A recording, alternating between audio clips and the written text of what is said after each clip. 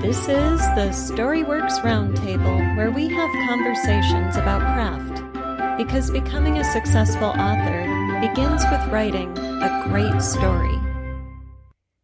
The Storyworks Roundtable is changing its release schedule. We are going from a weekly format to a bi-weekly format, so episodes coming out every other week, at least over the summer, because, it's outdoors season and I need to be camping and kayaking and cycling and hiking as much as possible. Don't be surprised when next week there's no episode, but we will be back the following week. So don't think we've gone away. We won't be doing that. We're just mixing it up. Hello and welcome to this week's Storyworks Roundtable. Today, Kathryn and I are talking about retreats and research. So, Kathryn, you were lucky enough to just have a trip. Yeah. Tell us about it. Yeah. So my friend and I are contemplating doing a little co-writing project, just for fun, really. We haven't decided if we're going to do anything with it, but we decided we were going to write a little urban fantasy story. And so all urban fantasy stories need a place that is half character in and of itself, right? So we decided to set it in Astoria, Oregon. And I don't know if anybody knows where that is, but it actually is the oldest port city on the West Coast, which we didn't know at the time. But we decided to go ahead and go down there. And we took a little 2-day vacation from our kids. Thank you, Yay. wonderful husbands. They were awesome about it. And we just stayed at a little Victorian B&B and explored the town and went to all these museums, and it was like half vacation, half like, let's brainstorm for our story and have some fun with it. And it was so good because there was like this combination of just relaxation and being able to just and unwind. And then on the other side, being able to get some really interesting facts. And we're both like history nerds. So we're like walking through the museum, like, ooh, look at this. And ooh, look at that. Come over here and let's talk about that. So it was good on like a lot of different fronts, but we couldn't have gotten the feeling of the town without going. Mm-hmm. And for the story that we want to explore and write, that's 100% necessary, right? To have the feeling of the town. So we checked out a bunch of library books and we kind of had some history like in our back of our brain. And then we showed up and we were like, oh, okay. Like, this is awesome. Let's go here or do this or do that. And we intentionally got lost in all these little things to try and experience what our character might experience while she's living in this town. So it was really cool, neat thing that I haven't done to that extent before, where I've said, hey, I need to go and experience and sit in this world. And for the most part, I'm writing secondary world fiction. So I'm like making a world up from scratch. And in this case, that's not what we're doing, So it's kind of fun to have taken a moment away. And I know not everybody can do that. Right. But it was close enough to us that we could drive down in less than half a day, and stay for 2 nights and explore most of the town. So it was really convenient. And it didn't cost us a ton of money because we were splitting it, but like, that's the thing, is keeping it able to do. Right. But also being able to get out and really experience, put feet on the ground was really fun and really worthwhile. It is, isn't it? Yeah, I love those trips. Whenever I go, so far, whenever I've gone, well, no, not true. Skog was not. I was going to say it's always historical. So I'm trying to like imagine what a place was like ages ago. Although with Skog Hall, that's actually a fictional version of a real place. So then I went there and I was just trying to get a feel for it. But so what made you choose a real place instead of just inventing a place?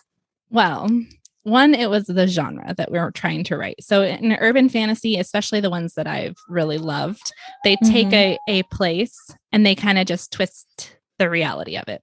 right? So turn it supernatural in some way or another. So being able to ground it in a real place allows you to have some really neat details and reality and authenticity to how the town works without having to make it up out of whole cloth. And then you can twist the really fun bits around to suit what the story needs. So, yeah. What was surprising to you? You had done some research at the library before you went, and then you get there. So what surprised you? You know, what expectations were shifted? Well, you read, so again, it's like specific to the town, right? But it was established, you know, in the early 1800s. Lewis and Clark shows up 1804, and then within 5 years, there's a settlement out there. And you're like, okay, like kind of expecting it to have a ton of historical buildings and this and that. And it's a very small town with a very small downtown and a very small historical district. And so being able to like step down in there, and you can walk the whole thing in like an hour, you know, and you're like, oh, like this is different than how I was picturing this kind of grand historical, you know, thing. But in reality, it was the small port city on the entrance to a larger Portland, you know, area. And so you kind of, it shifts the way that you think about the microcosm of the history that you're reading. Because when you're reading just about that, it kind of expands in your brain a little bit. And then when you get there, you're like, oh, actually, there were two prominent families. So there's two prominent houses, and there's two, you know, there was one, you know, couple canneries. And so you can see them on the wharf, right? So it's like interesting how that shifts what you're thinking in your brain versus the reality of what you're seeing. Wow. So did you discover things while you were there that where you immediately said, oh my gosh, we have to write this in. This is coming into our piece? Yeah. Yeah. So tell us one or two of those. There are sea lions.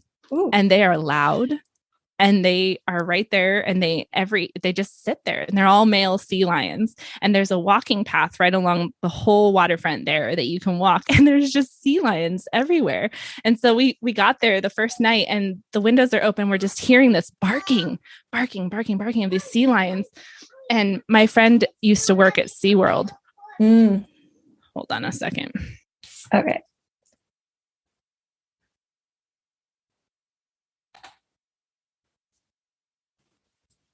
Sorry.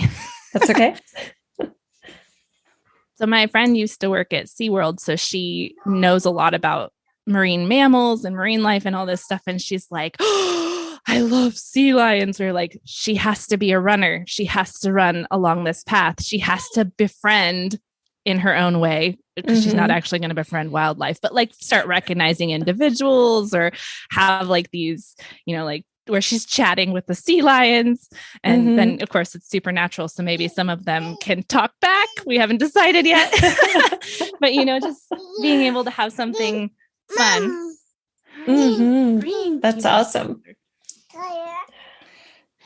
And it just adds humor. But it's also authentic to the area and something that people that have visited. Right. They will know. There's a whiteboard for you. Oh my gosh, siblings. Aren't we just talking about sibling love and sibling rivalry? One has a whiteboard, so the other must have a whiteboard. Of course. Anyway.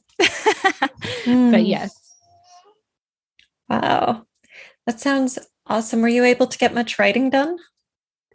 I have about 8 to 10 notebook pages full of ideas, brainstorming, plot ideas, character arcs, characters that we want in there because of locations that we found, all of these things. It was very productive in a very laid back way, which was awesome, because we just show up somewhere and we'd go, this right here, let's do this. And let's have it like this. And I just jot it down, and then we'd move on. And then that night we would sit down and like figure out how we wanted to weave it in to the story. So it was brainstorming without really having to try. We didn't sit down and say, oh, let's see, I need a this or I need a that. And what it was like, all the places that we'd been, it was just filling that creative well. right? Mm-hmm. And so you Mm-hmm. just didn't even have, it just overflowed. Yeah. Yeah. So how much, if you had to kind of analyze it, how much was being in the place and how much was having the friend there to work with and to bounce things off of each and other? how much of it was not having our kids or any Not being responsibilities? Huge. Yeah. It was, you know, it was a lot of being in the place. The friend was helpful, and her insight and like the fact that we think differently was really good in terms of generating different ideas that I maybe wouldn't have had myself. But I think if I went by myself, I still would have had a really productive trip.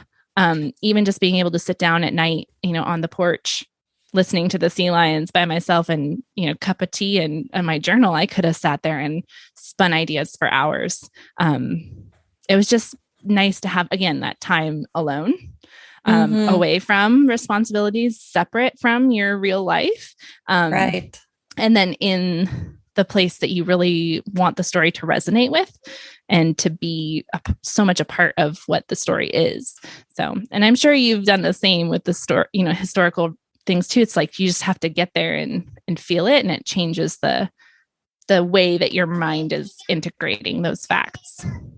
It does. It's really interesting too, what a difference it makes actually being in a place and feeling the landscape and, you know, seeing the way the different elements come together, whether it's weather or nature or building structure or traffic patterns or whatever you're trying to put together. It's like you can do so much with Google and terrain maps and, you know, street view, satellite view, and books. But I don't know, there's just something about being there that I think maybe it gives you a complete sensory package, because you can hear and smell, and I don't know if taste, I'm sure taste comes into it somewhere. Yeah, right. Definitely. Well, and to that, like you said, traffic patterns, and I just had to laugh because there were some weird intersections and I literally got honked at like 3 times driving around because I didn't understand what was going on. And I was like, this is going in the book because my character's new to the area and she's going to get turned around or confused and hit an intersection that she just can't figure out and flustered. Like, again, things you would never research, or like knowing that there's one-way streets, or, you know, things that, yeah, I mean, you could have Google Street View and maybe you would have caught it, but driving it, completely different. Totally different. Yes. What else came away from this trip? I'm going to move away from the research side of it. Yeah. And say, just again, like getting away from the responsibilities and turning it into a kind of a writer's retreat. It was acknowledging the importance of writing in my life, which I think I don't do as often in my day-to-day life. You know, it's always something else can easily take precedence. But when you set aside a weekend and say, no, like I'm going to go and this is my writing retreat, and I'm going to acknowledge that, hey, this creativity, this passion of mine deserves the time and the energy, like that's changed. It just changes your whole mindset. And I came back with so much energy around my writing, not even just that story, but feeling like I was ready to dive back in to other projects as well, and that they deserved the priority. Yes. It was empowering, you know, and it was very empowering because you forget sometimes that you have the support system you have. When I just went to my husband and said, hey, like, I really want to do this, you know, he didn't say, oh my gosh, you're leaving me with the kids, or, oh God, he said, okay, when, you know, let's make sure that this is a good time, you know, we're very seasonal in our work. So we had to kind of plan it. Right. But he didn't say no.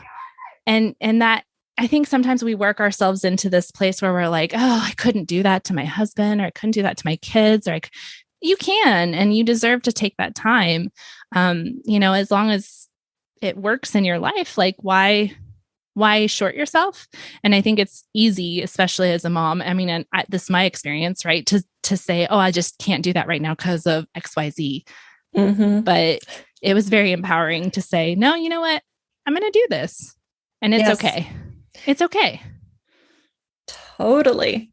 Yes. Yeah. I hope everybody just absorbed the words you spoke and took that in, because it is so true. We do deny ourselves the things we most want or crave so often for reasons that if we looked at them more closely, we could find a solution. Either they aren't really reasons, like my husband wouldn't want me to, or there's a solution and you just have to spend a minute thinking about it. And the validation of our creativity and our desires to write is so important. And then the energizing result that you got.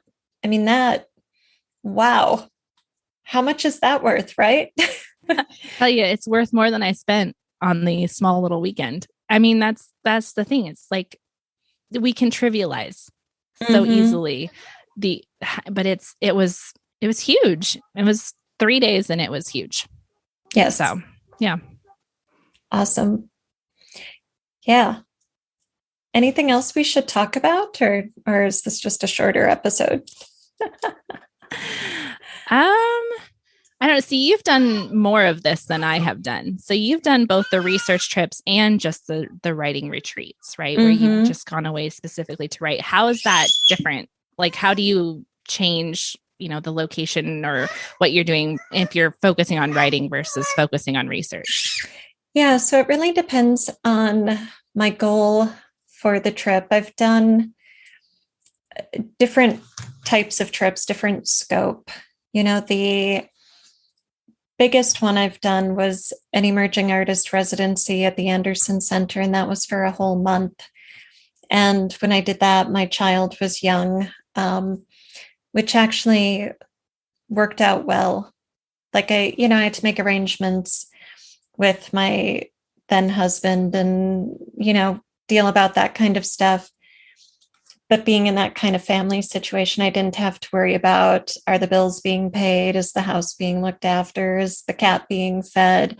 So that freed me up to go and spend that month there. And then my family came through on the weekends. And so I wasn't just away from my child for a full month, which that's logistical, of course, but it had the same effect on me as a writer. It was hugely validating and energizing, and it gave me a considerable chunk of time, not just in a day, but in my life, to really work on my novel. And I was researching the region, but I found every piece of research that was significant, that struck a chord with me, inspired ideas. And so I was doing research, and then I was journaling about how that was going to fit into the book. And then I was like, oh, now I have to write the scene, even though I don't have the story built up to it yet. I need to see these characters interacting in this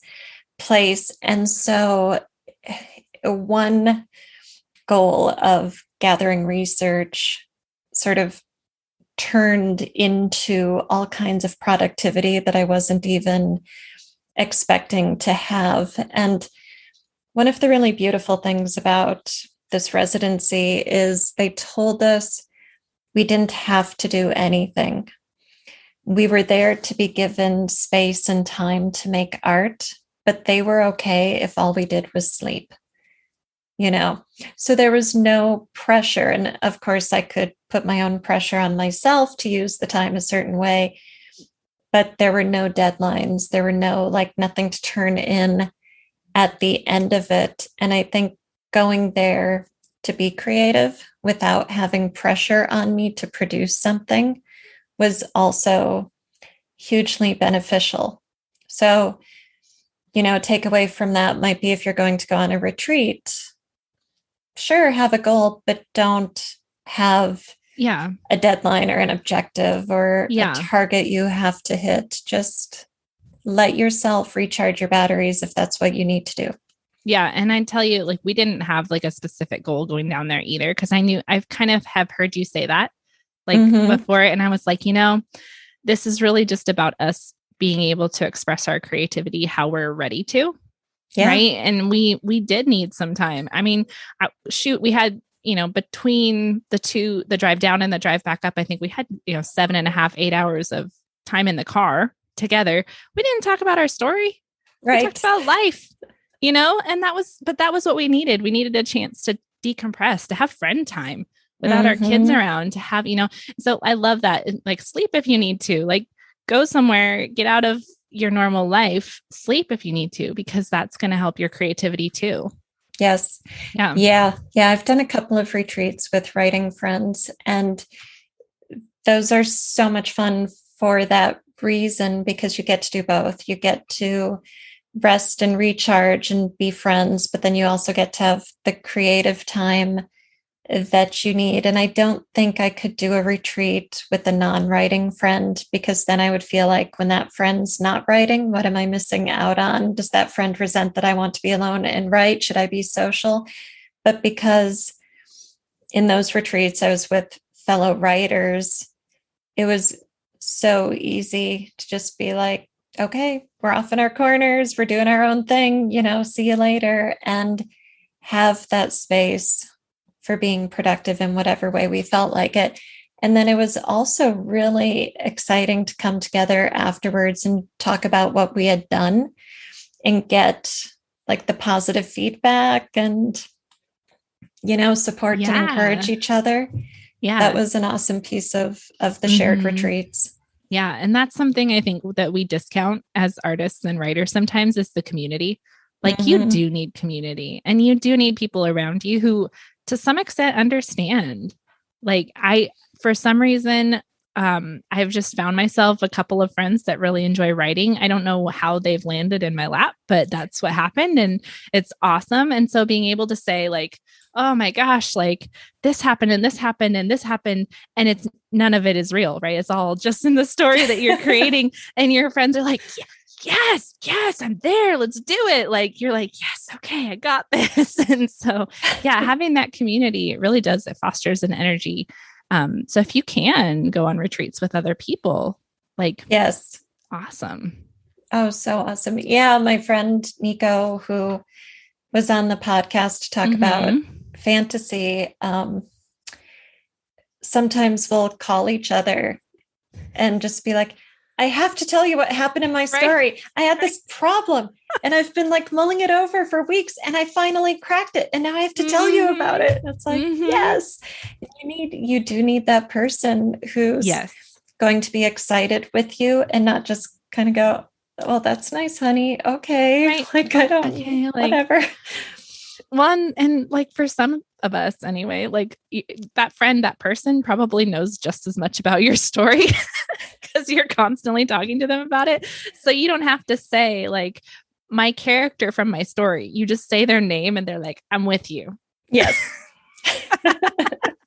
Like, this is the real person in our friendship, even though they're a fictional character. Right. I know. I'm like, so Nico, how's Tiernan doing? Right. Oh, exactly. Let me tell you. Yes. And that, again, validation, right? Validation. It's so critical. So yeah, it is fun. It's huge. See, these are the things about artist life, right? That we get to have some fun with. Like, let's go on a trip. Let's bring our friends. Let's sit and write for 3 hours in the morning in the same spot, but on different stories and not talking to each other.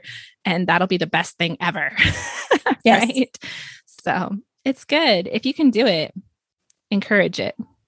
Absolutely. And even if it's just taking a morning and going to your local library, right? And get out of your space, and there's an atmosphere to that that's different, and take your retreat, even if it's just a few hours, or, whatever you can fit into your day, whatever you can fit into your lifestyle, whatever you can fit into your budget. So, yeah. Thank you for listening to this week's Storyworks Roundtable. If you enjoy the show, if you learn anything about Storycraft, or if you just feel like you're part of our community, the best way you can show us your support is by giving us a 5-star review wherever you find podcasts. We would really appreciate it. Now, don't forget, we will be back in 2 weeks with a brand new episode. And, these off weeks are a great chance to go into our back catalog. We have over 250 episodes on Storycraft. All of them are cataloged with show notes that are time-stamped at storyworkspodcast.com. All right, have a great writing week, and we will see you in 2 weeks. Thank you for listening to the Storyworks Roundtable. Find all our shows, show notes, and videos at storyworkspodcast.com.